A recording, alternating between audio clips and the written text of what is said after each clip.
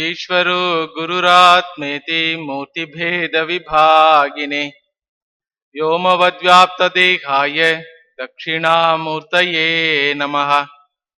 यन्नित्यमानन्दमनन्तमेकं शिवेति नाम्ना श्रुतयो गृह्णन्ति तस्यावतारो नररूपधारी कृपासुदाब्धि भुवि रामकृष्णः।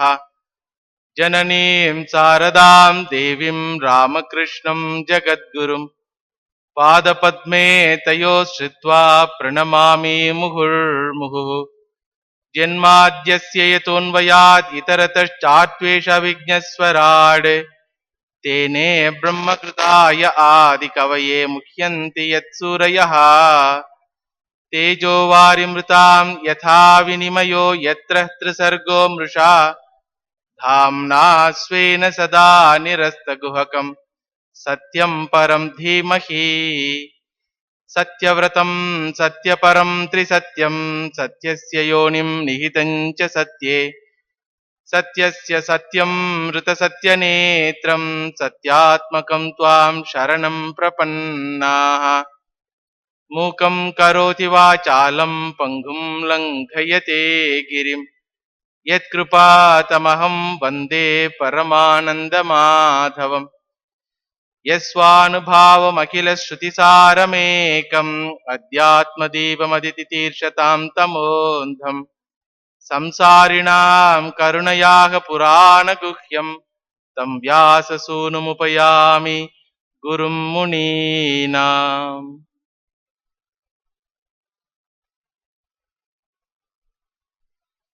இறைவனுடைய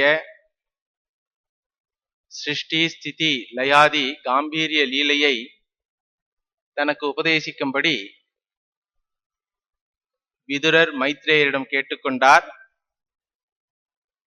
எனவே மைத்ரேய ரிஷி பகவானுடைய சிருஷ்டி பிரகரணத்தை விளக்கிக் கொண்டிருக்கின்றார். ஆதியில் இறைவன் இந்த உலகமாக மாறி பஞ்சபூதங்களாக மாறி ஜீவர்களாக இந்த உலகத்தில் பரிணமிக்கின்றார். அந்த சிருஷ்டி என்ற கடமையை செய்வதற்காக சதுர்முக பிரம்மனை தன்னுடைய நாபி கமலத்தில் இருந்து உருவாக்கி சதுர்முக பிரம்மனுக்கு ஆத்ம ஞானத்தை அளித்து எந்த ஒரு கர்த்திருவ புத்தியும் இல்லாமல் இந்த சிருஷ்டி என்ற கடமையை செய்வதற்கு அருள் செய்து சதுர்முக பிரம்மன் முதலில் சனகாதி ரிஷிகளை தன்னுடைய மானச புத்திரர்களாக உருவாக்கினார். சனகாதி ரிஷிகளை பிரவிற்த்தி மார்க்கத்தில் தங்கள் வாழ்க்கையை கடைபிடிக்கும்படி கேட்டுக்கொண்ட பொழுது சனகாதி ரிஷிகள் நாங்கள் பிரவிற்த்தி மார்க்கத்திற்கு ஆசை கொண்டவர்கள் அல்ல, நிவிருத்தி மார்க்கத்தில் நாங்கள் ஆசை கொண்டவர்கள் என்று சந்நியாச மார்க்கத்தை அனுசரிப்பவர்களாக சென்று விட்டார்கள். பிறகு சதுர்முக பிரம்மன் தன்னுடைய மானச புத்திரர்களாக நவ பிரஜாபதிகளை உண்டாக்கினார். அந்த நவ பிரஜாபதிகளில் ஒருவர் கஷ்யப ரிஷி, மரீச்சி என்பவர். அவருக்கும் திதி என்பவருக்கும் இல்லற வாழ்க்கையில் 2 குழந்தைகள் பிறந்தார்கள், இரண்யாக்ஷன் இரண்யகசிபு என்பவர்கள். இரண்யாக்ஷனை பகவான் வராக அவதாரம் எடுத்து சம்ஹாரம் செய்த பொழுது விதுரர் கேட்டார், இறைவனிடமே சண்டை போடுகின்ற அளவுக்கு சக்தியுடைய இந்த ஜீவன் யார் என்று கேட்ட பொழுது மைத்ரேய ரிஷி இரண்யாக்ஷனும் இரண்யகசிபுவும் வைகுண்ட லோகத்தில் இறைவனுக்கு அணுக்கு தொண்டர்களாக இருந்த ஜெய விஜயர்கள் என்பவர்கள் சனகாதி ரிஷிகளுக்கு சாது அபச்சாரம் செய்த காரணத்தினால் சாபமடைந்தவர்களாக இப்பொழுது இரண்யாக்ஷனாகவும் இரண்யகசிபாகவும் பிறந்துள்ளார்கள் என்ற கதையை கூறி முடித்தார். இப்பொழுது அந்த சிருஷ்டி கதை தொடருகின்றது. நவ பிரஜாபதிகளில் ஒருவர் கர்தம பிரஜாபதி என்பவர். 9 பிரஜாபதிகளில் கர்தம பிரஜாபதி என்பவர் இன்னொருவர். அவரும் சதுர்முக பிரம்மனுக்கு மானச புத்திரராக பிறந்தவர். தன்னுடைய மகனை பார்த்து சதுர்முக பிரம்மன் கூறுகின்றார், கிரகஸ்த ஆசிரமத்தை அனுஷ்டித்து பிரவிற்த்தி மார்க்கத்தில் இருந்து என்னுடைய சிருஷ்டி கர்மத்திற்கு நீ உதவி செய் என்று. உடனடியாக இந்த கர்தம பிரஜாபதி கூறுகின்றார், கிரகஸ்த ஆசிரமத்தில் நுழைவதற்கு முன்னால் அந்த கிரகஸ்த ஆசிரமத்தை வைதிகமாக வேதோக்தமான வாழ்க்கையாக வாழ்வதற்கு எனக்கு தவ பலன் வேண்டும், இறைவனுடைய அனுகிரகம் வேண்டும். என்னுடைய சக தர்மச்சாரிணியாக வருபவள் எனக்கு ஒத்தாசை கொடுப்பவளாக இருக்க வேண்டும். எனவே நான் முதலில் தவம் செய்த பிறகு, இறைவனுடைய அனுகிரகத்தை அடைந்த பிறகு இல்லறத்தில் நுழைகின்றேன் என்று தந்தையிடம் கூறி தவத்திற்கு சென்று விட்டார். எத்தனை வருஷம் தவம் செய்தார் என்றால் 10,000 வருஷம் செய்தாராம். எதற்கு? கல்யாணம் பண்றதுக்கு முன்னாடி தனக்கு தகுதியை வர வைத்துக் கொள்வதற்காக 10,000 வருடங்கள் தவம் செய்தார். இறைவனை தரிசனம் செய்தால்தான் அந்த தகுதி என்ற கொள்கை அவருடையதாக இருக்கின்றது. கல்யாணம் பண்றதுக்கு முன்னாடியே பகவானை தரிசனம் பண்ணிடணுமா, அப்பதான் கல்யாணம் பண்றதுக்கு தகுதி அப்படின்னு சொல்லி வேதம் சொல்லுது. பகவான் ஸ்ரீராமகிருஷ்ணரு வேத தர்மத்தினுடைய சொரூபம் இல்லையா, தன்னுடைய வாழ்க்கையில அப்படியே செய்து காண்பிக்கின்றார் பாருங்க. திருப்பி திருப்பி சொல்லுவார், எப்படியாவது கல்யாணம் பண்றதுக்கு முன்னாடி சின்ன வயசுலயே இறைவனை அடைந்து விட வேண்டும், பிறகு வேண்டும் என்றால் கல்யாணம் பண்ணிக்கலாம் அப்படின்னு சொல்லுவார். சொன்னது மட்டும் இல்ல, தன்னுடைய வாழ்க்கையில அவ்வளவு அழகா அதை செய்து காட்டியிருக்கின்றார். இது வேத தர்மம். இறைவனுடைய அனுகிரகம் இல்லாமல் இல்லற தர்மத்தில் நுழைபவர்கள் இந்திரிய வசத்திற்கு ஆட்பட்டு சம்சாரத்தில் மூழ்கி விடுவார்கள் என்பது வைதிக தர்மம். எனவே இந்த இல்லற தர்மம் என்பது சம்சாரத்திலிருந்து விடுதலை பெறுவதற்காக உள்ள ஒரு பயிற்சி களம். அதில் பயிற்சி களத்தில் நுழைவதற்கு முன்னால் இறைவனுடைய அனுகிரகம் வேண்டும் என்று இந்த கர்தம ரிஷி தவம் செய்கின்றார். 10,000 வருடங்கள் தவம் செய்கின்றார். தவம் செய்து இறைவனை காண வேண்டும், தரிசிக்க வேண்டும் என்று வேண்டிக் கொள்கின்றார். பகவான் வந்த பாடா இல்லை. என நாகம் வேதை ந தபசா, நான் தவத்திற்கு உட்படுபவன் அல்ல, என்னை தவம் செய்து விலைக்கு வாங்கிவிட முடியாது என்று பகவான் கூறுகின்றார். அதனால இவருடைய தவத்தை பார்த்தும் பகவான் வரல. ஒரு காலகட்டத்தில் மனசு ரொம்ப உடைந்து, பகவானே, என்னுடைய தவத்துக்கு உண்டான விலை நீ கிடையாது, உன்னுடைய தரிசனம் கிடையாது, நான் அதை விலை கொடுத்து வாங்க முடியாது. உன்னுடைய அனுகிரகம் எனக்கு எப்பொழுது கிடைக்கின்றதோ அப்பொழுதுதான் நீ உன்னை காட்டி கொடுப்பாய் எனக்கு. ஆனா உன்னுடைய அனுகிரகம் எப்ப கிடைக்கணும் சொல்ல, எப்ப கிடைக்குன்னே தெரியலையே, கிடைக்கிற வரைக்கும் உனக்காக நான் காத்து கொண்டிருக்கின்றேன்னு சொல்லி கண்ணீர் வடித்த பொழுது அடுத்த நிமிடம் பகவான் அங்க நிற்கிறார், தரிசனத்தோட நிற்கின்றார். அற்புதமான தரிசனம் அவருக்கு கிடைக்கின்றது. கிரீட்டினம் குண்டலினம் சங்க சக்கர கதாதரம் ஸ்வேதோத்பல கிரீட்டனகம் மனஸ்பர்ஷஸ்மிதேக்ஷணம். உள்ளத்தை கொள்ளை கொள்ளும் விதமாகிய புன்சிரிப்புடன் பகவான் நல்ல அலங்காரங்களுடன் இந்த கர்தம ரிஷியின் முன்னால் நிற்கின்றார். மனஸ்பர்ஷஸ்மிதேக்ஷணம், பார்ப்பவர் உள்ளத்தை கொள்ளை கொள்ளும் விதமான புன்சிரிப்பு கலந்த ஒரு கடைக்கண் பார்வை.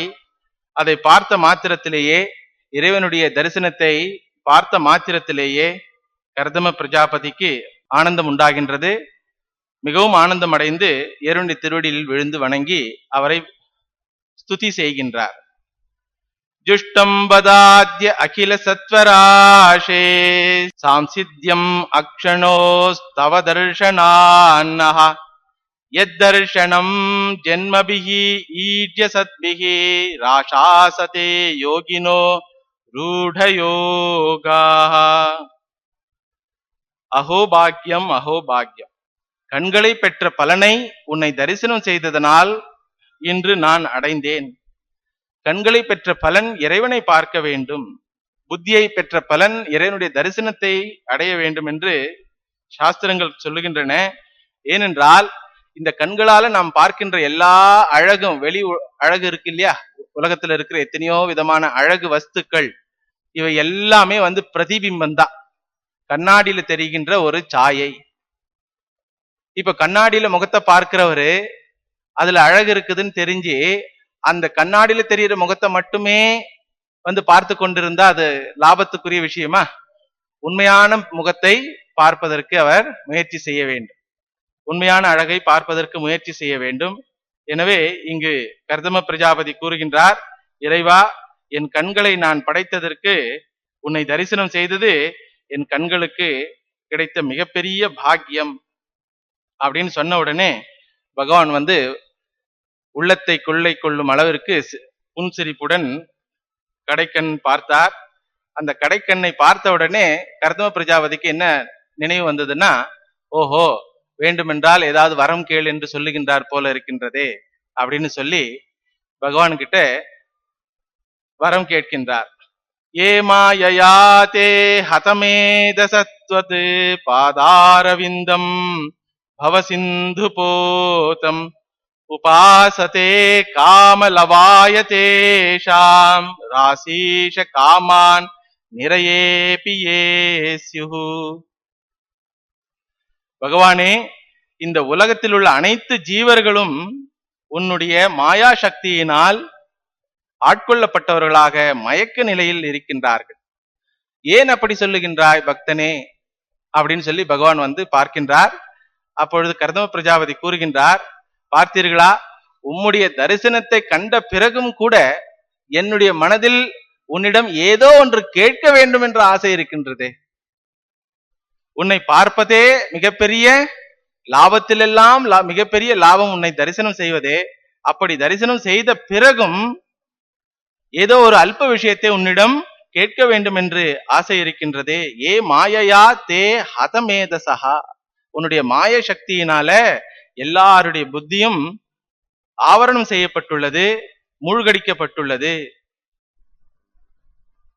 எந்த ஒரு சம்சார துக்கமும் இல்லாமல் உன்னுடன் அன்புடன் பழகி மோட்சத்தை அடையும் பாக்கியத்தை நீ எல்லோருக்கும் கொடுத்திருந்தாலும் மனித குலம் இந்திரிய சுகங்களுக்காக ஏங்கி அதற்காக உன்னிடம் வந்து வரம் வேண்டும் என்று கேட்கின்ற அளவுக்கு உன்னுடைய மாயா சக்தி மிகவும் பலம் உள்ளதாக உள்ளது அப்படின்னு சொன்ன உடனே பகவான் திருப்பி சிரிச்சாராம். அப்படின்னா நீ அந்த மாயா சக்தியிலிருந்து விடுதலை அடைஞ்சிட்டியா? உலகம் இருக்கு அப்படின்னு சொல்லும் பொழுது என்ன அர்த்தம்? நான் இல்லைன்ற மாதிரி அர்த்தம் வர்றதுக்கு வாய்ப்பு இருக்கு. அப்போ கர்தம பிரஜாபதி சொல்றாரு, நான் வந்து அதுக்கு விதிவிலக்கு இல்லை. நானும் ஒரு சாதாரண மனிதன் தான். 10,000 வருஷம் தவம் செய்து பகவானுடைய காட்சியை அடைந்தவர் சொல்றாரு, நானும் ஒரு சாதாரண மனிதன் தான். ஏன் தன்னை சாதாரண மனிதன் என்று காட்டிக் கொள்கின்றார் என்றால், நான் மாயை ஜெயிச்சிட்டேன் அப்படின்னு சொன்னார்னா அடுத்த நிமிஷம் மாயா வந்து பூதாகாரமா வந்து நிற்கும் இல்லையா? யாராவது சொல்ல முடியுமா நான் மாயை ஜெயிச்சிட்டேன்னு சொல்லி? ஏன்னா பகவானே சொல்றாரு கீதையில, மம மாயா துரத்தியா, நீ வந்து சேலஞ்ச் பண்ணினா அடுத்த நிமிஷம் அது வந்து நிற்கும். அப்படியே அடக்கமா நமஸ்காரம் பண்ணிட்டு, அம்மா என்னை விட்டுட்டு நான் உன் குழந்தைன்னு சொல்லிட்டு இப்படி வந்துட்டீங்கன்னா சரி போனா போது போயிட்டு வா அப்படின்னு பகவான் ஸ்ரீராமகிருஷ்ணன் சொல்வார். எல்லா பட்டங்களையும் இந்த கயிறுனால பிடித்து கொண்டிருக்கின்றாளாம் மகாமாயை.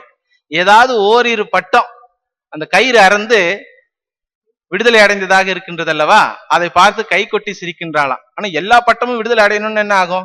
விளையாட்டு நடக்காது. எனவே மகாமாயனுடைய சக்தியினால பகவானே உடல் தரித்து அவதாரமாக வந்தாலும் கஷ்டத்துலதான் இருப்பார். அந்த கஷ்டம் தனக்கு கஷ்டமா தெரியாதவராக இருப்பார். நம்ம அமுத மொழிகள்ல பார்க்கலாம், குருதேவர் சொல்றாரு, வராக அவதாரமாக வந்த நாராயணன் என்ன பண்ணாராம், சாக்கடையில போய் இருக்க ஆரம்பிச்சுட்டாராம். எல்லாம் கல்யாணம் பண்ணிக்கினாரு, இன்னொரு வராகியை கல்யாணம் பண்ணிக்கினாரு, குழந்தைங்கள்லாம் இருக்குது. எப்ப பார்த்தாலும் சாக்கடையில அப்படியே இருக்கார். இல்ல தேவர்கள்லாம் வந்து கூப்பிடுறாங்க, வாங்க பகவானே போலாம், வந்த வேலை முடிஞ்சு போச்சு. இந்த ரூபம் எதுக்காக எடுத்தீங்களா? இரண்யாக்ஷனை வதம் பண்றதுக்காக எடுத்தீங்க, வந்த வேலை முடிஞ்சு போச்சு, வாங்க போலான்னு. நல்லா தானே இருக்கிறேன், என்ன ஏன்பா தொந்தரவு பண்றீங்க அப்படின்றார். யாரு? பகவான் நாராயணன். எந்த உருவத்துல? வராக, அதாவது பன்றி உருவத்துல. அப்ப எல்லாரும் போய் சிவன் கிட்ட போய் இந்த மாதிரி எல்லாத்தையும் மறந்துட்டு நல்லா தானே இருக்கிறேன்னு வேற சொல்றாரு. சாதாரண ஜீவர்கள் மாதிரி நீங்க போய் அவரை வந்து கொஞ்சம் கூட்டிட்டு வாங்க அப்படின்னு சொன்ன உடனே சிவன் வந்து சூலத்தினால அந்த வராகமூர்த்தியை பிளக்கும் பொழுது நாராயணன் சிரித்து கொண்டே வெளியே வந்தாராம். இதை குரு மகாராஜ் ஸ்ரீராமகிருஷ்ணர் தன்னுடைய அமுத மொழிகளை அற்புதமாக சொல்வார். ஏனென்றால் திரிபிர் குணமயை பாவை ஏபி சர்வமிதம் ஜெகத்து மோகிதம் நாபிஜானாதி மாமேபிய பரமவ்யம். சர்வமிதம் ஜெகத்து மோகிதம், இந்த 3 குணங்களை உடையவளாகிய மாயை சக்தியினால் எல்லா ஜீவர்களும் மோகத்தை அடைந்தவர்களாக இருக்கின்றார்கள். அதனால நம்மளை பத்தி நம்ம வந்து கஷ்டப்பட்டு பிரயோஜனம் இல்லை, மேனுஃபேக்சரிங் டிஃபெக்ட்னு அர்த்தம். அப்போ அதிலிருந்து விடுதலை அடைவதற்கு நாம் சாதனைகள் செய்ய வேண்டுமே தவிர ஏன் இப்படி வந்துட்டோம் ஏன் இப்படி வந்துட்டோம்னு சொல்லி வருத்தப்படுவதில் எந்த ஒரு பிரயோஜனமும் இல்லை. அதனாலதான் பகவான் சொல்றான், இந்த மாய சக்தியினால் ஹததீயர்களாக புத்தி மங்கியவர்களாக இருக்கின்ற இந்த ஜீவர்கள் நான் என்னை தருகின்றேன் உனக்கு அப்படின்னு சொன்னா கூட வேண்டாம்ப்பா, எனக்கு பேத்தி குழந்தைங்க எல்லாம் இருக்குது, அவங்களுக்கு எல்லாம் கல்யாணம் பண்ணி வைக்கணும், பேரனுக்கு பூணூல் போடணும்னு சொல்ற மாதிரி கேட்கிற அளவுக்கு தான் எல்லாரும் இருக்கிறாங்க. அந்தவத்து பலம் தேஷாம் தத்பவத் அல்பமேதசாம் தேவான் தேவயஜோ யாந்தி மத்பக்தா யாந்தி மாமபி. அல்பமேதசாம், அல்ப புத்தி உடையவர்களாகிய ஜீவர்கள் என்னை கேட்பதில்லை, அல்ப விஷயங்களை கேட்கின்றார்கள். இந்த உலகத்தில் இருக்கின்ற அல்ப விஷயங்களை கேட்பது மட்டுமல்லாமல் வேறு லோகத்தில் சொர்க்க லோகத்தில் இருக்கின்ற அல்ப விஷயங்களை கேட்டு தேவான் தேவயஜோ யாந்தி, மோட்சஸ்வரூபனாகிய ஆத்மஸ்வரூபனாகிய என்னை விட்டு ஏதேதோ தேவதைகளை அல்ப அல்ப தேவதைகளை வழிபட்டு அவர்கள் அல்ப விஷயங்களை அடைகின்றார்கள். இது உண்மை, சிருஷ்டியினுடைய உண்மை. அதனால்தான் எல்லா ஞானிகளும் பகவான சரணடைந்து மாயை சக்தியை ஜெயிக்கின்றார்கள். எப்படி ஜெயிக்கின்றார்கள்னா ஆத்ம ஞானத்தினால ஜெயிக்கின்றார்கள்.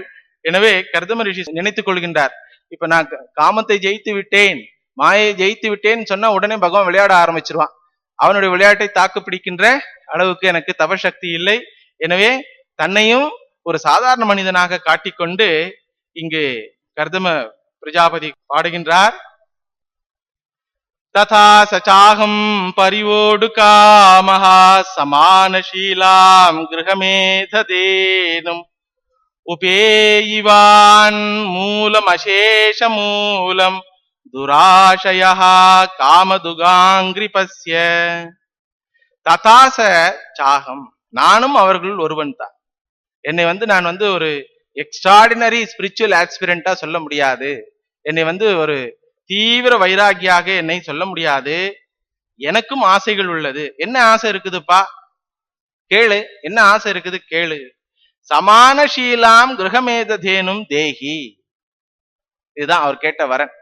நான் கல்யாணம் பண்ணிக்கொண்டு வைதிக தர்மத்தின் பிரகாரம் எல்லா தர்மங்களையும் கடைபிடித்து கடைசியாக உன்னை ஞானத்தின் மூலமாக அடைக்கின்ற இந்த வைதிக தர்மத்திற்கு உறுதுணையாக இருக்கின்ற சமானசீலாம், உறுதுணையாக இருக்கின்ற மனைவியை எனக்கு கொடு, பொண்ணு பார்த்து கொடுன்னு சொல்லிட்டார். பகவான் கிட்ட பொண்ணு பார்த்து கொடு அப்படின்னு சொன்ன உடனே பகவான் ஒரு சிரிக்கிறார். அட பாவி மனுஷா, 10,000 வருஷம் தவம் பண்ணிட்டு இந்த மாதிரி ஒரு நல்ல பொண்ணா பார்த்து கொடுன்னு சொல்றியே, இது நியாயமா? உன் தவத்துக்கு உண்டான வரனா இது அப்படின்னு சிரிக்கிற மனஸ்பர்ஷஸ் மிதேக்ஷன். அப்போ கர்தம பிரஜாபதி சொல்றாரு, நல்ல மனைவியை அடைஞ்சிட்டவங்களுக்கு நல்ல மனைவியை அடையாதவர்களுடைய துக்கம் எப்படி தெரியும் பகவானே? உனக்கு கிடைச்சவங்க பாக்கியத்திலும் பாக்கியம், லக்ஷ்மி அம்மா. அதனால உங்களுக்கு இந்த சம்சாரத்தில் இருக்கின்ற பிரச்சனைகள் எல்லாம் தெரியாது. இவர் கர்தம பிரஜாபதின்றதுனால, ஆண்ன்றதுனால பெண் துணையை பற்றி கூறுகின்றார். நம்ம எப்படி எடுத்துக்கணும்? பெண்ணாக இருந்தால் ஆண் துணையை பற்றி எடுத்துக்கொள்ள வேண்டும். வாழ்க்கையில் இல்லற துணைவராக துணைவியாக வருபவர் தர்மசீலராக இல்லை என்றால் படுகின்ற அவஸ்தைக்கு அளவே இல்லை. வாங்க ஆசிரமத்துக்கு போலாம், பாகவதம் சொல்றாங்கன்னா இன்னைக்குதான் ஒரு சீரியல் போடுறாங்க, நீ போயிட்டு வாங்க அப்படின்னு சொல்றவங்க கிட்ட எப்படி இருக்கிறது? அப்படி சொன்னா கூட பரவாயில்ல, நீங்களும் உட்காந்து பாருங்கன்னு சொல்லி அடம் பிடிச்சாங்கன்னா எப்படி இருக்கும்? அதனால கர்தம பிரஜாபதி சொல்றாரு, நல்ல துணைவியை துணைவரை அடைந்தவர்களுக்கு இந்த பிரச்சனை தெரியாது பகவானே, உனக்கு அந்த மாதிரி எல்லாம் பிரச்சனையே இல்லை. அதனால தான் நீ இந்த மாதிரி என்னை விழித்து பார்க்கின்றாய். எனக்கு யார் வேண்டும் என்றால் என்னுடைய காமத்தை நீப்பவர்களாக இல்லை, சம்சாரத்தை நீப்பவராக இருக்க வேண்டும் என்னுடைய துணைவர். எனக்கு காம சங்கம் வேண்டாம், சாது சங்கம் வேண்டும். எங்க போய் அந்த சாது சங்கத்தை அடைவது? கணவரோ மனைவியோ சாதுவாக இருந்து விட்டால் நிரந்தர சாது சங்கம் இருக்கும் அல்லவா? அதனால எனக்கு சகதர்மச்சாரிணி வேண்டும். இதையும் பகவான் ஸ்ரீராமகிருஷ்ணனுடைய வாழ்க்கையில பார்க்கலாம். காளி தேவி கிட்ட குரு மகாராஜ் வேண்டிக்கினாராம், சாரதா தேவியை பத்தி. அம்மா, அவளுடைய மனதிலிருந்து ஏதாவது ஒரு சிறிய காமம் எண்ணம் இருந்தால் கூட நீக்கிவிடு. அது சரஸ்வதி தேவியினுடைய அவதாரம், இருந்தாலும் சான்ஸ் கொடுக்கறதுக்கு இல்ல. அப்போ குரு மகாராஜே சொல்றாரு, அவள் மட்டும் என்னுடைய சக தர்மத்துக்கு உறுதுணையாக இல்லாமல் இருந்தால் யார் கண்டிருப்பார்கள் என்னுடைய வாழ்க்கை எப்படி இருக்கும் என்று. குரு மகாராஜனுடைய அமுதமொழிகள்ல அந்த வார்த்தையை கேட்டு, குரு மகாராஜுக்கே அந்த கவலை இருந்ததுன்னா நமக்கெல்லாம் எவ்வளவு கவலை இருக்கணும் இல்லையா? எதை பற்றி கவலை இருக்க வேண்டும்? சமான சீலர்களை வாழ்க்கை துணையாக அடைய வேண்டும் என்ற கவலை இருக்க வேண்டும். எதற்காக சமான சீலர்கள் வேண்டும்? அப்பதான் என்னுடைய ஆன்மீக வாழ்க்கையில் ஆன்மீக பயிற்சி செய்து நான் வைராகியாக முதிர்ச்சி அடைந்து ஆத்ம ஞானத்தை அடைவேன். உடனே பகவான் சிரிச்சாராம், மனஸ்பர்ஷஸ் விதேக்ஷன். உனக்கு வைராகியம் அடைந்து ஆத்ம ஞானத்தை அடைய வேண்டும் என்றால் ஏன் இல்லறத்தில் நுழைய வேண்டும்? இல்லறமே இல்லாமல் துறவரத்துக்கே நீ சென்று விடலாமே. உன்னுடைய சகோதரர்கள் சனகாதி ரிஷிகளை போல துறவரம் எடுத்துக்கொண்டு சென்று விடலாமே. உன்னுடைய வாழ்க்கையின் லட்சியம் ஆத்ம ஞானமும் வைராகியமும் என்றால் இல்லறம் எதற்கு தேவை? அப்படின்ற கேள்வியோட ஒரு புன்சிரிப்போட பார்க்கின்றாராம் பகவான். அதற்கு கர்தம பிரஜாபதி சொல்லுகின்றார், பிரஜாபதேஸ்தே வசசாதீஷதந்த்யா லோகக்கிலாயம் காமஹதோனுபத்தஹ அஹம் ச லோகானுகதோ வஹாமி பலிம் ச சுக்ல அனிமிஷாய துப்யம் அகம் லோகானுகதோஹா சன் பலிம் வஹாமி. நானும் ஒரு சாதாரண மனிதரை போல இந்த வைராகியத்திற்காக பாடுபட வேண்டியவனாக இருக்கின்றேன். அது மட்டுமல்ல, பிரஜாபதேஸ்தே வச்சசாதீஷா, என்னுடைய அப்பா நீ இல்லற தர்மத்தை ஏற்றுக்கொண்டு எனக்கு உதவி செய்ய என்று சொல்லியிருக்கின்றார். என்னை பிரவிற்த்தி மார்க்கத்தில் இருக்க வேண்டும் என்று கட்டளை இருக்கின்றார். அந்த பிரவிற்த்தி மார்க்கத்தில் இருந்து கொண்டு என்னுடைய 3 கடன்களையும் தீர்ப்பதற்காக நான் இல்லறத்தில் நுழைய விருப்பப்படுகின்றேன். என்ன 3 கடன்கள்? ஒவ்வொரு மனிதனுக்கும், உலகத்துல பிறந்த ஒவ்வொரு மனிதனுக்கும் 3 கடன்கள் உள்ளதாக வேத தர்மம் சொல்லுகின்றது. தேவரிணம், ரிஷிரிணம், பித்ருரிணம். தேவரிணம் என்றால் தேவர்களுக்கு நாம் பட்ட கடன். அந்த கடனை எப்படி நாம் நிவர்த்தி செய்கின்றோம், பூர்த்தி செய்கின்றோம் என்றால் தினந்தோறும் பூஜை அனுஷ்டானங்கள் செய்வதனாலும், நாம ஜபம் செய்வதனாலும், யாக யஜ்ஞங்கள் செய்வதனாலும் தேவரிணத்தை நாம் அடைக்கின்றோம். பிறகு ரிஷிரிணம். ரிஷிகளுக்கு மனிதன் பட்ட கடனை எப்படி அடைக்கின்றான் என்றால், ரிஷிகள் மூலமாக இறைவன் அளித்த இந்த வேதத்தை படித்து புரிந்து கொண்டு மறு தலைமுறைக்கு அதை சொல்லிக் கொடுப்பதன் மூலமாக இந்த ரிஷிரிணத்தை மனிதன் தீர்க்கின்றான். பித்ருரிணம் என்பது 3வது கடன். இந்த கடனை எப்படி தீர்க்கின்றான் என்றால், பிரவிற்த்தி மார்க்கத்தில் இருந்து, இல்லற தர்மத்தில் இருந்து ஒரு சத்புத்திரனை பெற்று அந்த சத்புத்திரனை இந்த வைதிக மார்க்கத்தில் இருக்க செய்வதன் மூலமாக இந்த பித்ருரிணத்தை அடைக்கின்றான். எங்க அப்பா இந்த மாதிரி இருன்னு சொல்லிட்டாரு, நான் பித்ருவாக்கிய பரிபாலனம் செய்தாக வேண்டும். எங்க அப்பாவுக்கே நீங்களும் அதுதானே சொன்னீங்க பகவானே, பிரவிற்த்தி மார்க்கத்தில் இருன்னு சொல்லி தானே எங்க அப்பாவுக்கே நீங்க கட்டளை இட்டீங்க. சிருஷ்டியை செய் என்று கட்டளை இட்டீர்களே, அந்த சிருஷ்டி கர்மத்தில்தான் நானும் இருக்க வேண்டும் என்று என்னுடைய தந்தையார் விருப்பப்படுகின்றார். எனவே எனக்கு திருமணம் செய்து கொள்ள ஆசை இருக்கின்றது. உடனே பகவான் சிரிச்சாராம், மனஸ்பர்ஷஸ்மிதேக்ஷணம். சரிப்பா, இல்லற தர்மத்துல போய் 3 கடன்களையும் தீர்த்து வைராகியத்தை அடைந்து ஞானத்தை அடையணும்னு ஆசைப்படுறியே, இல்லற தர்மத்துக்கு போன பிறகு இந்திரிய சுகங்களுக்கு அடிமையாகி விட மாட்டா என்று என்ன நிச்சயம்? நிலக்கரி வைத்துள்ள ஒரு அறைக்கு சென்று எந்த ஒரு தூசும் வெள்ளை சட்டையில தெரியாம படாத மாதிரி வந்து விடுகிறேன் என்று சொல்லுகின்றாயே, இது ஆபத்தான காரியம் அல்லவா? நீ சம்சாரத்தில் மாட்டிக்கொண்டால் என்ன செய்வாய் அப்படின்ற மாதிரி இருந்ததா அந்த சிரிப்பு. அதற்கு கர்தம பிரஜாபதி கூறுகின்றார், லோகாஞ்ச லோகானுகதான் பசூஞ்ச ஹித்வா சிதாஸ்தே சரணாத பத்ரம் பரஸ்பரம் தத்குணவாதசீது ஈயூஷ நிர்யாபித தேக தர்மா. பொன்னெழுத்துக்களால் பதிக்க வேண்டிய ஸ்லோகம் இது. எல்லா கிரகஸ்தர்களுக்கும் மனப்பாடம் பண்ணா கூட நல்லா இருக்கும். இதுல கர்தம பிரஜாபதி சொல்றாரு, கல்யாணம் செய்து கொண்டால் என்ன, பிரவிற்த்தி மார்க்கத்தில் இருந்தால் என்ன, எதுவரை எனக்கு சத்சங்கம் இருக்கின்றதோ அதுவரை நான் இந்திரியங்களுக்கு வசப்பட மாட்டேன். என்ன அற்புதமான ஒரு கன்விக்ஷன் பாருங்க, என்ன உறுதி, மன உறுதி பாருங்க. பரஸ்பரம் தத் குணவாத சீது பீயூஷ நிர்யாபித தேக தர்மஹா. எப்பொழுது என்னுடைய வாழ்க்கை துணைவர் அல்லது துணைவியார் சாதுவாக இருக்கின்றாரோ, நாங்க ரெண்டு பேரும் பேசிக்கிற மாதிரி இருக்கும் பொழுது என்ன பேசிக்குவோம், என்ன பேசிக்குவோம், உன்னுடைய குணநலன்களை பேசி பாடி புகழ்வோம். உன்னுடைய குணநலன்களை பாடி புகழ்வதன் மூலமாக சத்சங்கத்தில் இருப்பதனால தத் குணவாத சீது பீயூஷ நிர்யாபித தேக தர்மஹா, எங்களுடைய தேக தர்மத்தை நாம் மறந்தவர்களாக இருப்போம். உன்னுடைய சத்சங்கத்தில் இருப்பதனால், உன்னுடைய புகழை பாடுகின்ற சத்சங்கத்தில் இருப்பதனால் எங்களுக்கு இந்த இந்திரிய சுகத்தின் மீது எந்த ஒரு ஆசையும் வரவே வராது. இந்த மன உறுதி கூட பகவான் ஸ்ரீராமகிருஷ்ணனுடைய வாழ்க்கையில பார்க்கலாம்.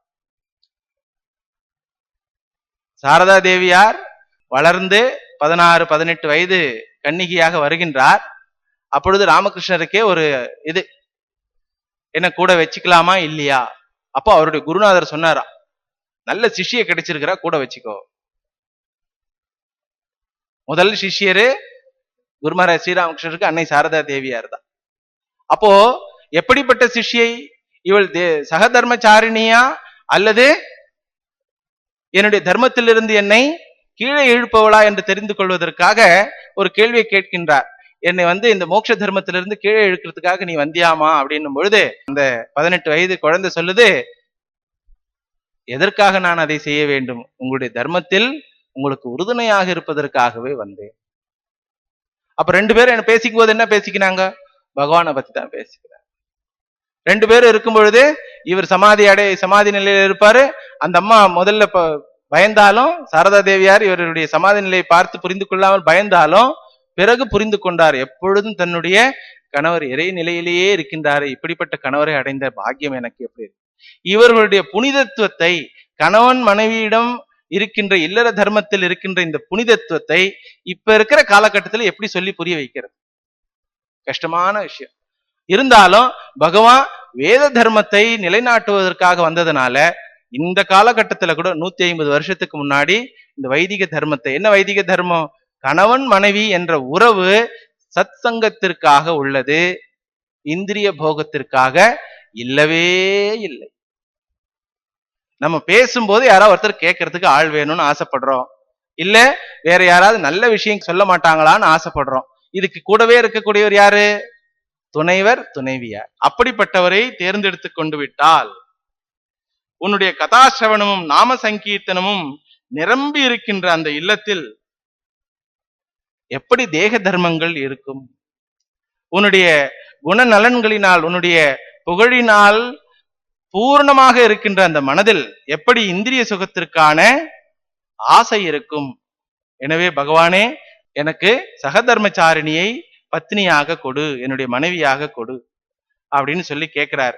இதுல இருந்து நமக்கு என்ன தெரியுதுன்னா, சாது சங்கம் இல்லைன்னா இல்லற வாழ்க்கை என்பது மிகவும் அபாயமான வாழ்க்கையாக இருக்கின்றது. சாது சங்கம் இல்லாத இல்லற வாழ்க்கை எதுல முடியும், ஆகார நித்ரா பய மைதுனம், இவ்வளவுதான். 4 விஷயம்தான் இருக்கும். சாப்பிடுவோம், தூங்குவோம், சண்டை போடுவோம், குழந்தை பெற்றுவோம். இதற்கு மனித உடல் தேவையில்லை.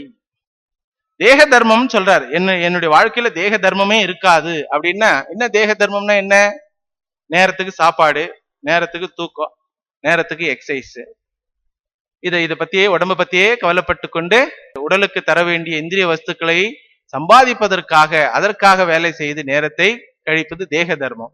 இதற்கு விரோதமாக இன்னொரு தர்மம் இருக்கின்றது, அதற்கு பேரு மோட்ச தர்மம். அதுல என்ன, அவங்களும் டைம் டேபிள் ஃபாலோ பண்றாங்க. மோட்ச தர்மத்தில் இருக்கிறவங்களும் டைம் டேபிள் தான் ஃபாலோ பண்றாங்க, அவங்களும் பிஸியா தான் இருக்கிறாங்க. எப்படி, காலையில எந்திரிச்சவொடனே பூஜை, அது முடிஞ்சவொடனே அனுஷ்டானம், அது முடிஞ்சவொடனே பாராயணம், அது முடிஞ்சவொடனே நாம சங்கீர்த்தனம், இப்படி அவங்களும் டைம் பிரகாரம் நிறைய விஷயம் செய்யறாங்க. இந்திரிய சுகத்தை நாடி இருப்பவனும் தேக தர்மத்தில் இருப்பவனும் நேரத்தை வீணாக்காமல் நிறைய விஷயம் செய்கின்றான்.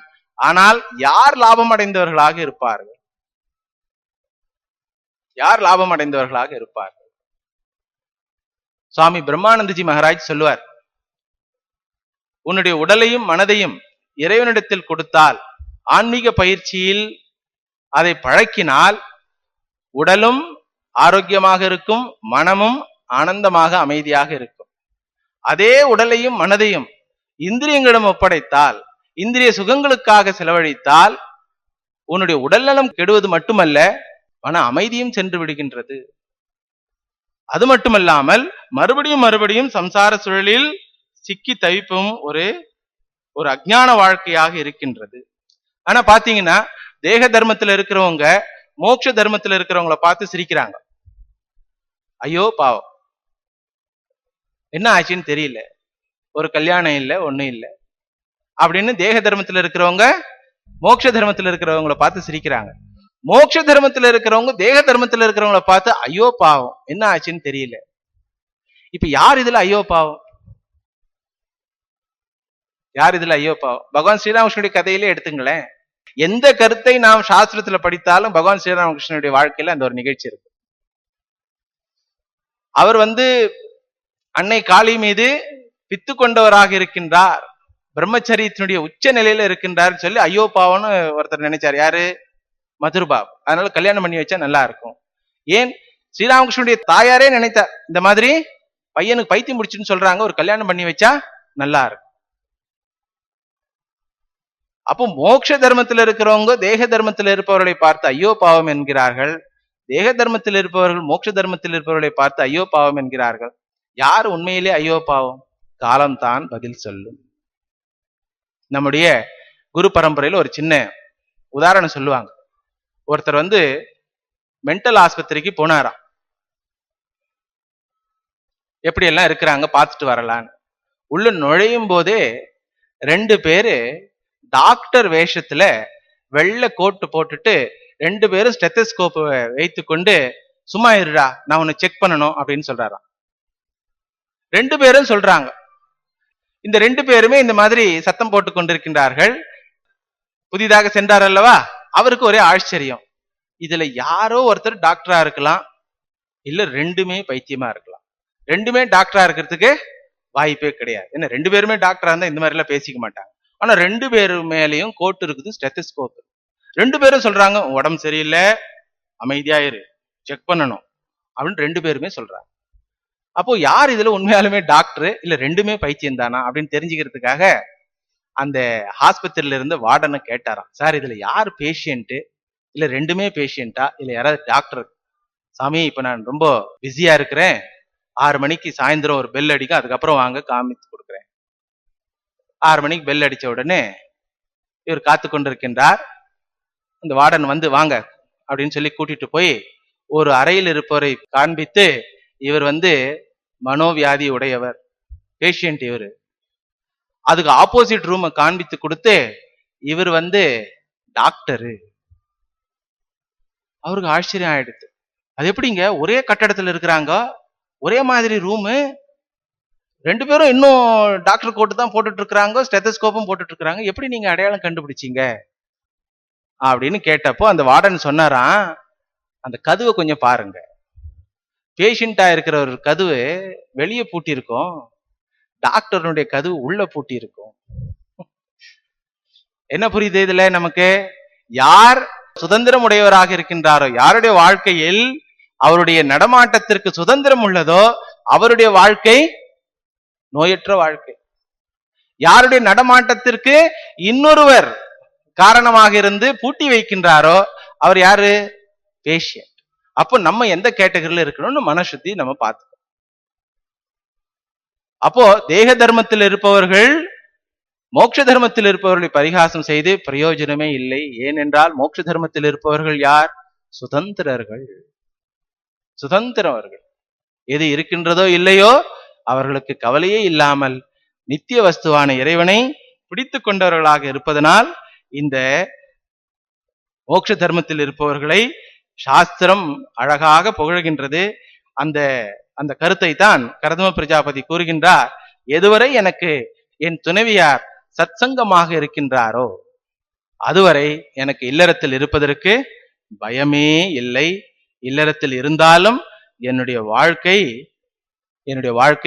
இந்திரியங்களுக்கு அடங்கியதாக இருக்கவே இருக்காது.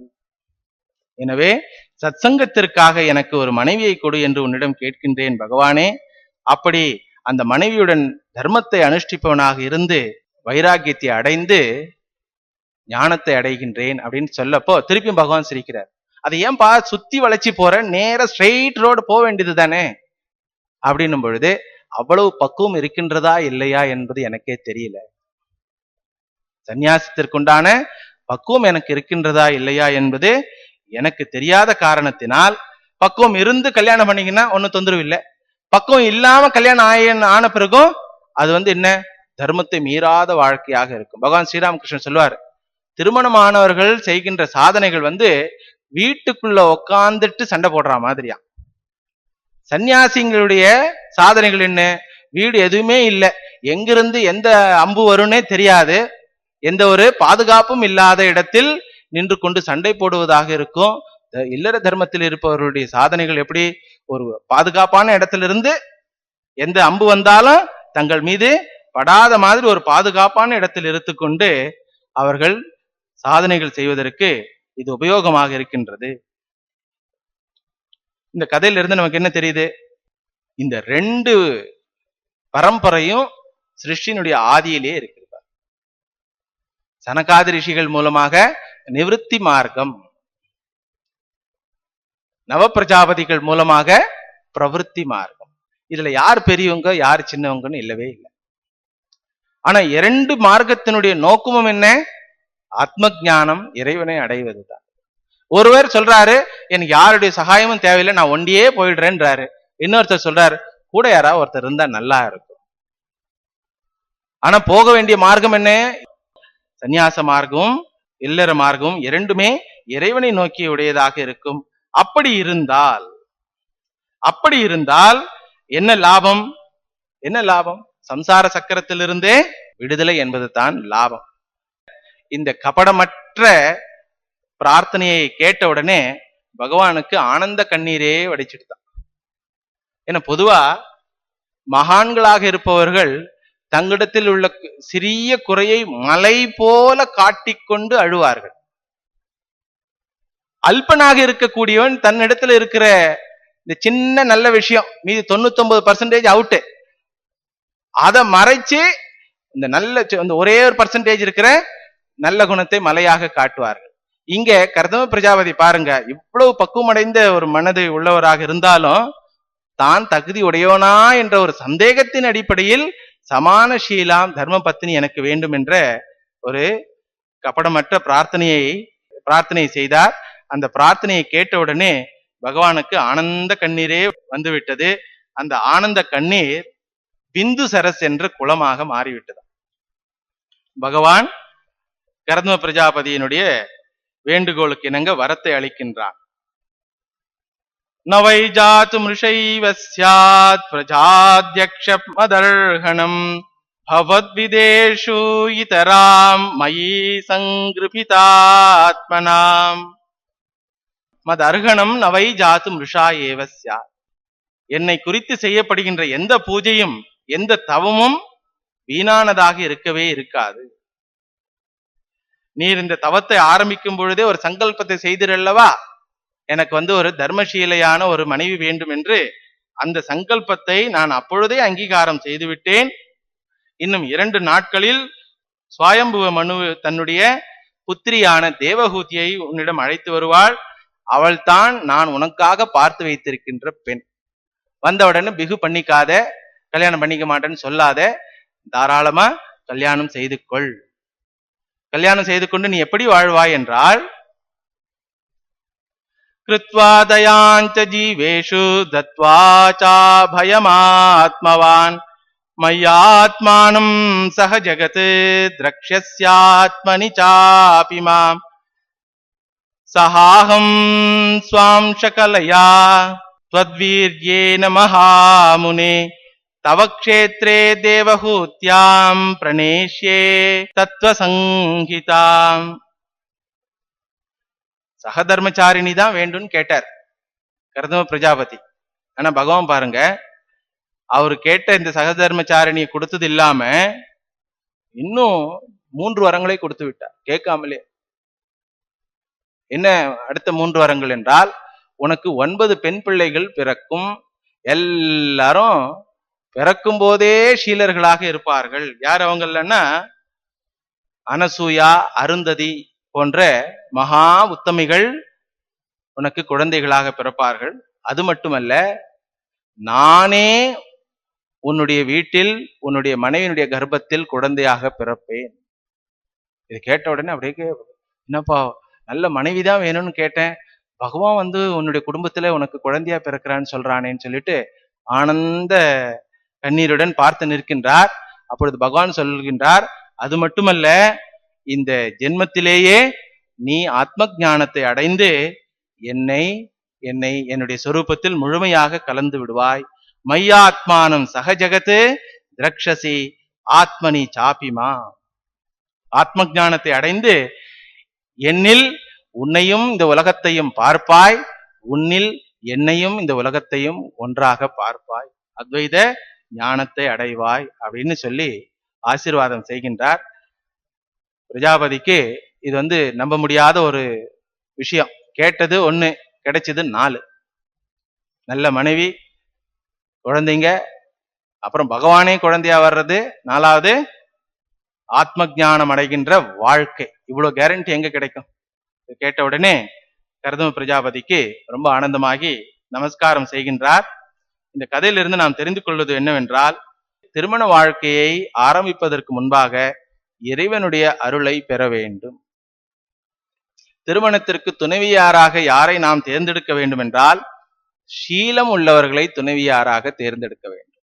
துணைவராகவும் துணைவியாராகவும் ஷீலம் உள்ளவர்களை தேர்ந்தெடுக்க வேண்டும். எவ்வளவு பேங்க் பேலன்ஸ் இருக்குது, வேலை செய்யறாங்களா இல்லையா, எவ்வளவு சொத்து, எவ்வளவு வரதட்சணை கிடைக்கும், அந்த தோலினுடைய கலர் என்ன, இதெல்லாம் பார்ப்பதற்கு முன்னால குணமுள்ளவர்களாக, இறைபக்தி உள்ளவர்களாக, சாது சங்கத்தை மதிப்பவர்களாக, இந்த ஆன்மீக வாழ்க்கையை வாழ ஆசைப்படுபவர்களாக இருப்பவர்களை துணைவியாராக அடைய வேண்டும். அப்படி அடைந்தா என்ன லாபம் அப்படின்னா, சம்சாரம் இல்லை, அவ்வளவுதான். கல்யாணம் பண்ணாலும் சன்னியாசி வாழ்க்கை எப்படி இருக்கும்? பிறருக்கு சேவை செய்யும் வாழ்க்கையாக இருக்கும். சாஸ்திரத்தை அனுஷ்டானம் செய்து, அத்தியனம் செய்து, பிறருக்கு சேவை செய்து, சத்சங்கத்தில் இருந்து இறைவனுடைய நாமங்களையும் குணத்தையும் பாடி புகழ்ந்து கடைசியாக ஆத்ம ஞானத்தை அடையும் வாழ்க்கையாக இருக்கும். இந்த வாழ்க்கை எல்லோருக்கும் கிடைக்க வேண்டும் என்பதற்காக இந்த கர்தம பிரஜாபதியினுடைய கதை சொல்லப்பட்டது. பகவான் போகும் பொழுதும் அதே மாதிரி மனசு தொடரா மாதிரி சிரிச்சிட்டு போனாராம். வரும்பொழுது தன் முகத்தை காட்டி கொண்டு வந்தார். இந்த கர்தம பிரஜாபதிக்கு பகவானுடைய முன்பாகம் தான் எனக்கு தெரிஞ்சது, பின்னாடி தோல் அழகு எதுவுமே தெரியலையே அப்படின்னு சொல்லி ஆசைப்பட்டப்போ, போகும்போது திரும்பி போகும்பொழுது அந்த அழகையை பார்த்து கொண்டே இருக்கின்றார். அவ்வளவுதான். அவர் போன உடனே இவர் என்ன பண்ணிருக்கணும்? பொதுவா 2 நாள் தான் இருக்குது, வரவங்க எப்படி இருப்பாங்கன்னு தெரியலையேன்னு அந்த தியானத்துல இருக்கணும் இல்லையா? ஆனா பாகவதம் சொல்லுது, இந்த வரம் கேட்டதோ, இந்த பொண்ணு நல்ல பொண்ணு உனக்கு கிடைக்கும்னு பகவான் சொன்னதோ எல்லாம் மறந்து போச்சான். பகவானுடைய அழகுல மயங்கி திருப்பியும் தியானத்தில் அமர்ந்து விட்டார். 2 நாளைக்கு அப்புறம் சுவயம்பு மனுவும் சதரூபாவும் வருகின்றார்கள், தங்களுடைய புத்திரியான தேவஹூதியை அழைத்து கொண்டு. அந்த தேவஹூதி கூட பாருங்க, நாரதர் கேட்டாராம், குழந்தை யார கல்யாணம் பண்ணிக்க போற? நான் ஆன்மீக பயிற்சி செய்யறவர் தான் நான் கல்யாணம் பண்ணிக்கன்னு சொல்லிச்சான். என்னம்மா நீ ராஜா வீட்டு குழந்தை, ஏன்னா சுவயம்பு மனு ராஜா, நீ க்ஷத்திரியனுடைய பெண், ஒரு பிராமணனை, ஒரு ஆன்மீக துறையில் இருப்பவனை, ரிஷியை கல்யாணம் செய்து கொள்ள வேண்டும் என்று ஆசைப்படுகின்றாயே, இந்த சுகங்கள் எல்லாம் உனக்கு இருக்காது, அரண்மனையில இருக்க முடியாது, அவர் கூட குடிசையில தானே இருக்கணும் அப்படின்னா அந்த குழந்தை சொல்லிச்சான், குடிசையில இருந்தா கூட பரவாயில்ல, பகவானுடைய ஞாபகம் இருந்தால் எனக்கு போதும், சத்சங்கம் இருந்தா போதும் அப்படின்னு சொல்லி கேட்டதுனால நாரதர் சொல்லி இந்த சுவயம்பு மனுவும் சதரூபையும் தேவஹூதியை அழைத்து வருகின்றார். யாருக்கிட்ட? கர்தம பிரஜாபதி கிட்ட. அவரு நிஷ்டையில இருக்கிறார், தியானத்துல இருக்கிறார். வந்து கொஞ்சம் ஏதோ தொண்டையை கனைத்து பார்த்தார்கள், ஒன்றும் நடக்கிற மாதிரி தெரியல.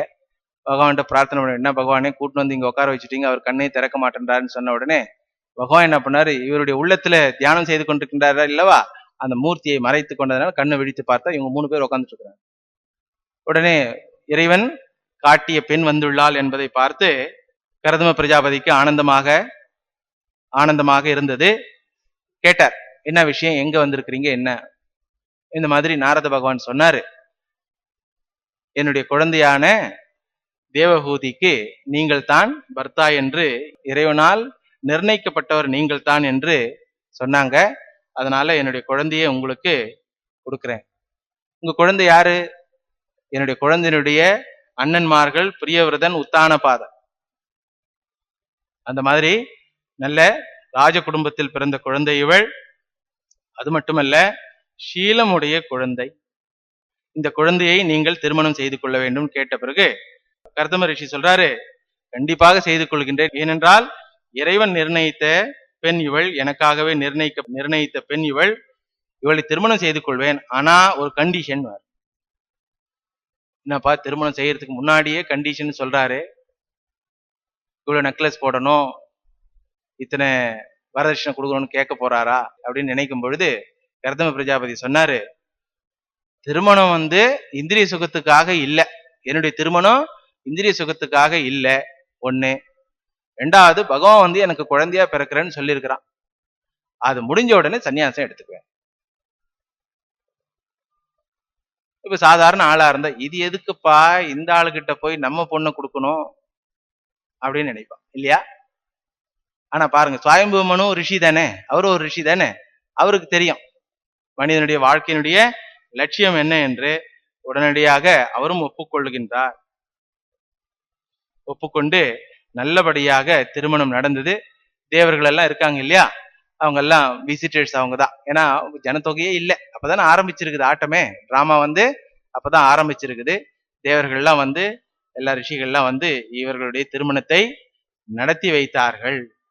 திருமணம் ஆன உடனே என்ன ஆச்சுன்னா, திருப்பியும் தியானத்துல உட்காந்துட்டாரு இவர். வந்த பொண்ணு பார்த்தாங்க, தெரிஞ்சுதான் ரிஷினா தியானம் பண்ணுவாரு தானே.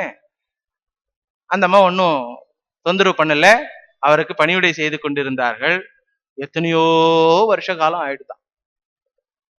இங்க பாகவதத்துல சொல்றாங்க, இந்த திருமணம் எப்படி இருந்ததுன்னா, சிவனுக்கும் பார்வதிக்கும் நடந்த திருமணமாக இருந்தது.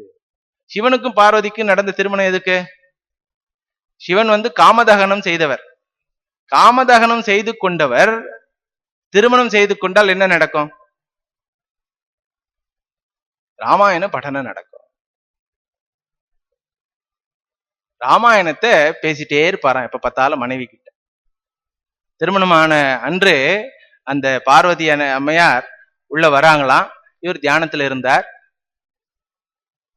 இந்த அம்மா பார்த்தாங்க, சிவன் இப்படி இருக்கிறாரு, சிவமா இருக்கிறாரு, எப்பதான் இவர் கண்ணை திறப்பாருன்னு தெரியலையேன்னு கொஞ்ச நேரத்துக்கு அப்புறம் கண்ணை திறந்தார். உலகத்தையே மயக்கக்கூடிய மகா சக்தி நான், என்னை பார்த்து மயங்காத அளவுக்கு இருக்குதுன்னா நீங்க யாரை பார்த்து மயங்கி இருந்தீங்கன்னு கேட்டாங்க. அப்போ சிவன் சொன்னாராம், என்னுடைய குருநாதருடைய அழகுக்கு முன்னாடி உன்னுடைய அழகெல்லாம் ஒன்னும் சாதாரண விஷயம். அடேங்கப்பா, அவ்வளவு பெரிய அழகா? யார் அந்த குருநாதர்? பரபிரம்ம வஸ்து பகவான் ராமர்ன்னு சொன்னார்.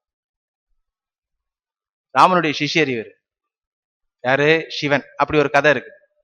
அப்படியா, உங்க குருநாதருடைய குணநலன்களை சொல்லுங்கள் அப்படின்னு சொல்லி கேட்ட உடனே, வா வா, அதுக்குதான் ஒரு ஆள் வேணும்னு கேட்டுட்டு இருந்தேன். ஏன்னா ஏதாவது தெரிஞ்சவங்க மத்தவங்க கிட்ட பகிர்ந்து கொண்டால் அது ஒரு ஆசை. ஏதோ ஒரு விஷயம் மனசு ஃபுல்லா நிறைஞ்சிருக்குதுன்னு வச்சுங்களேன், அது இன்னொருத்தர்கிட்ட யார்கிட்ட சொல்லன்னா தலையே வெடிக்கும் சிலருக்கெல்லாம். சிலருக்கு என்ன ஆகும், சரி கிடைக்கிற வரைக்கும் வெயிட் பண்ணுவோம். சிவன் என்ன பண்ணார், யாரும் கிடைக்கல, அது வரைக்கும் அவரே தியானம் பண்ணிட்டு இருக்கார். இப்போ துணைவியாக பார்வதி தேவி கிடைத்த உடனே தன்னுடைய குருநாதருடைய ராமச்சந்திர பிரபுவனுடைய மகிமையெல்லாம் சொல்ல ஆரம்பிக்கின்றார். அப்படி சொல்ல ஆரம்பித்த கதைத்தான் அத்தியாத்ம ராமாயணம். அத்தியாத்ம ராமாயணம் என்ற ஒரு புத்தகம் இருக்கின்றது.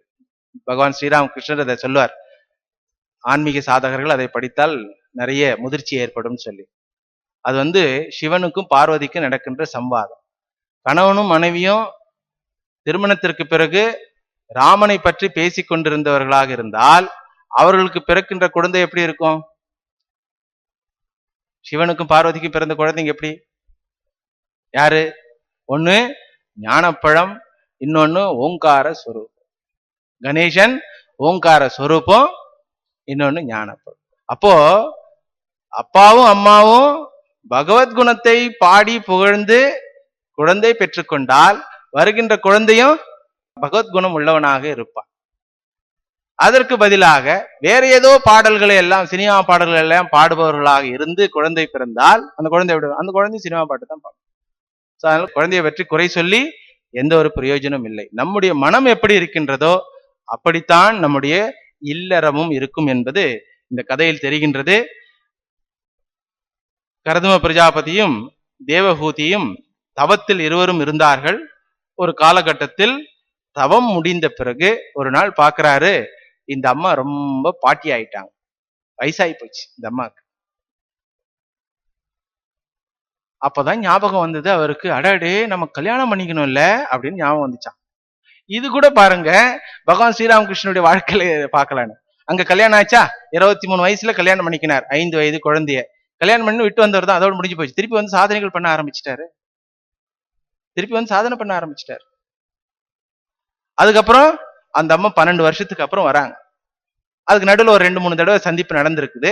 எப்பெல்லாம் சந்தித்தார்களோ அப்ப என்ன பேச்சுவார்த்தை, எப்படி வாழ வேண்டும், இது முக்கியமான வாழ்க்கை, எப்படி வந்து ஆன்மீக பயிற்சிகள் செய்ய வேண்டும் என்பதை எல்லாம் தன்னுடைய துணைவியாகிய சாரதா தேவிக்கு சொல்லிக் கொடுத்ததாக சுவாமி சாரதானந்தர் எழுதிய குருமராவுடைய வாழ்க்கை சரித்திரத்தில் அழகாக எழுதியிருக்கார். முதல் சிஷியாக தன்னை ஏற்றுக்கொண்டதாக அன்னையாரே சொல்லியிருக்கார்.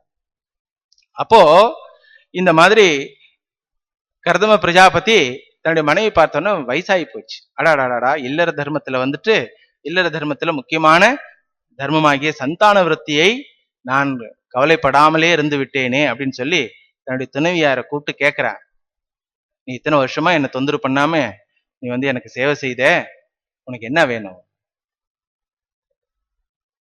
அந்த அம்மா சொன்னாங்க, சேவை செய்ததுக்கு என்ன வேணும்னு கேட்டா அது என்ன அர்த்தம்? வேலை செய்யறதுக்கு கூலி கொடுக்கறதுன்னு அர்த்தம். நான் வேலை செய்யறதுக்கு கூலி வாங்குற ஆளா? நான் உங்களுடைய சகதர்மச்சாரிணி. பகவானை தியானம் பண்ணி எல்லாத்தையும் மறந்துட்டீங்க போல இருக்குதே, நாங்க உங்க ஒய்ஃபுங்க அப்படின்னு. ஓ கரெக்ட் கரெக்ட், ஆமா ஆமா, சரி என்ன வேணும், உன்னுடைய ஆசை ஏதாவது இருந்தா சொல்லு. பகவான் சொன்னதை நிறைவேற்றுவது என்னுடைய ஆசை. என்ன சொன்னார் பகவான்? நான் உனக்கு குழந்தையாக பிறப்பேன், 9 கன்னிகைகள் உனக்கு பிறப்பார்கள் அப்படின்னு சொல்லி பகவானுடைய வாக்கு இருக்கு இல்லையா, அந்த வாக்கை பூர்த்தி செய்ய வேண்டும் என்பது என்னுடைய ஆசை என்று சொன்ன உடனே கர்தம பிரஜாபதி சொல்றாரு, பகவானுடைய ஆனந்த கண்ணீர் அடங்கிய இந்த பிந்து சரசு என்ற குளத்தில் நீராடி விட்டு வா, பிறகு இல்லற தர்மத்தில் இருப்போம் என்று கூறுகின்றார். அந்த அம்மா அங்க போய் நீராட போறாங்க.